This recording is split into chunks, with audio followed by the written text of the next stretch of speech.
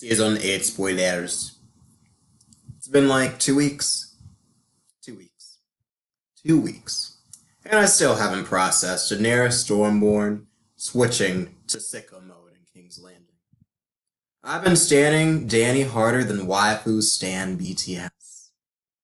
Harder than Candace Owens stands Donald.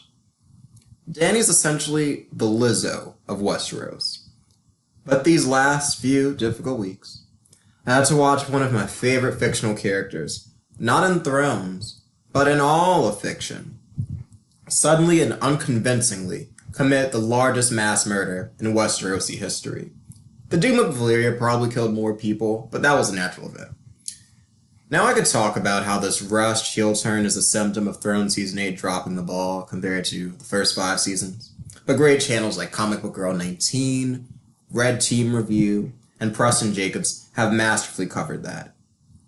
So instead, I'm going to cover a real-world Thrones story that's going under the radar. And it's about the people happy with Dany's heel turn. Well, some of them. Dany's flip the switch moment seemingly made most people angry, given that episode's Rotten Tomatoes score's IMDb score, but I'm here to tell you that there's a contingent of influential conservatives who loved the Dany heel turn. They love what the heel turn says about centralized power. And they love how it reorganized Thrones around the Stark family. To be clear, I'm not cherry-picking my conservatives here. All the conservatives mentioned are highly influential. For one example, Ben Shapiro has 2.15 million Twitter followers and a #1 New York Times bestseller, now available in paperback.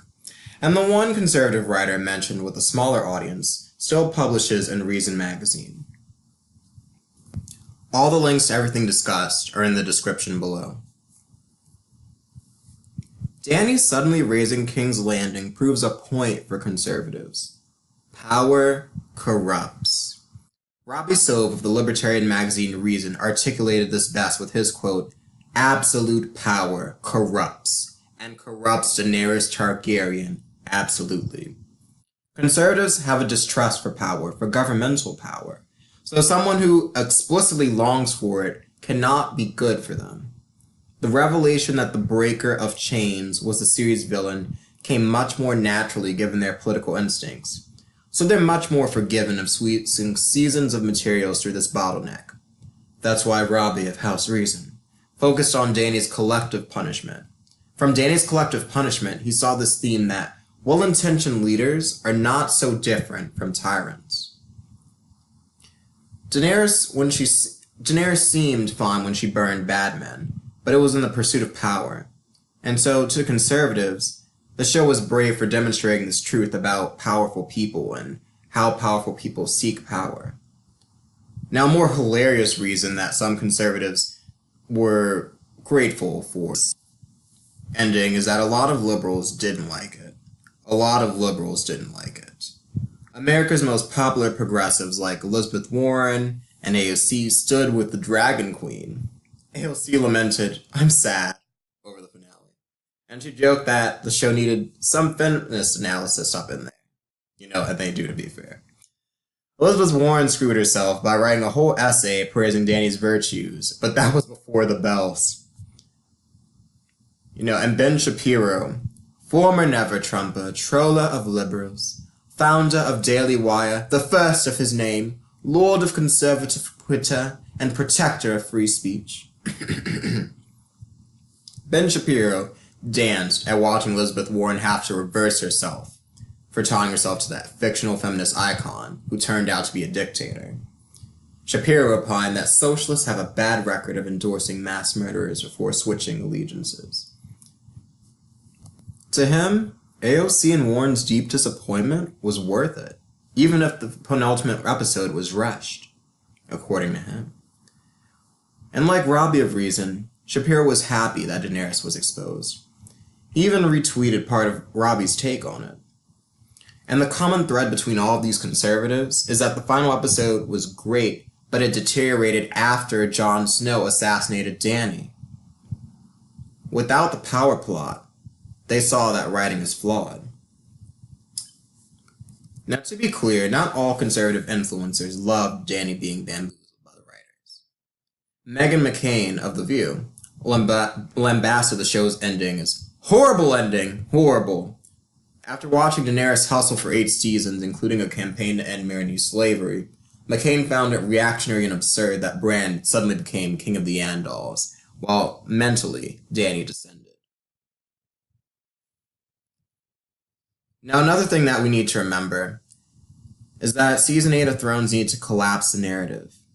D&D, the showrunners, wanted the audience to clearly root for and against certain characters. And who they asked for inadvertently became a political question. After the Battle of Winterfell, there were just 3 sets of main characters left. Lannisters, Starks, and Dany. Now, D&D chose to make the Lannisters sympathetic, but they morphed them into support characters for other storylines. So, for instance, Tyrion morphed into a support character for Dany and later Jon, and Cersei essentially morphed into a foil and an antagonist for Dany. And so that really left only the Starks and Dany as the possible heroes. So when D&D villainized Dany, they raised up Jon Snow and his siblings, well, his cousins. And the thing about the Starks is that they're a family. They're a beautiful family, an ideal family. They love and support each other, and the image and the shadow of their patriarch, Ned Stark. And let's be real, Ned Stark was truly the best man in Westeros. Now, as David French of National Review wrote on GOT, a father's legacy endures. French asks if Dany or Jon was the hero of Thrones, but he concludes, no. It was still Ned Stark. The closing images of the show focus on his 3 children, and each was indelibly and unalterably shaped by the example of the man who raised them. End quote. For French, Ned was a strong male figure who instilled strong morals into his children that each of them recalled throughout the show, but in particular in the final season. Think Arya finally and unconvincingly turning away from revenge at the behest of Sandor, or Jon realizing his duty to the realm by killing his lover. Basically, Dany fulfilling her father's legacy valorized the Starks, it owned the libs, and it warned us about politicians. So could it really get any better for conservatives? D&D did Dany dirty. And it's a shame because the Targaryens are my second favorite house, after the Martells. I started rooting for the Martells and I read A Feast for Crows. Anyway, here's hoping that George follows suit with his own ending. Remember, a lot of people are saying, the books and the show are going to be different. George sort of confirmed that in his blog post. We assume that they're going to be different, and we have good reason to assume that. And whatever ending George chooses, that might be an ending that makes conservatives mad. Thanks for watching.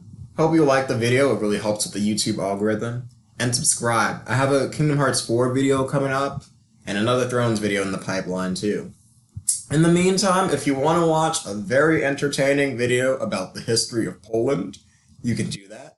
The one poll I know gave my video 5-star ratings, so you should do that. It's really entertaining. Also, you can follow me on Twitter and on Stardust at Survivor of Storms. And one last thing before I go, I want to be super clear that even though I'm highly critical of Season 8, I'm not trying to pile on the show. I'm not trying to watch the world burn. The first 5 seasons, and some moments in the later ones, had the best music, some of the best production and cinematography. And it's going, hands down, it's one of the best shows ever produced, even with the ending. Now, the writers are competent, even if they faltered sometimes. I don't know if you guys remember, but there's a show original scene in Season 3 where Catelyn's talking about the difficulty of raising Jon to Talisa Stark. And Catelyn talks about how she prayed to the gods for him, and then how later on she went back on her promise and she blamed herself for everything bad that happened to her family. She blamed herself for going back on her vow to the gods, and she felt this immense shame over it, and I found it really powerful and moving. You know, Vanessa Taylor is the writer credited with writing that episode, but you can't ignore D&D's contribution to that and some of their other show original scenes. You know, this is all straight out of the show. It's not George, it's not the source material, and it was powerful stuff. So here's hoping we can all remember those good times. Thank you.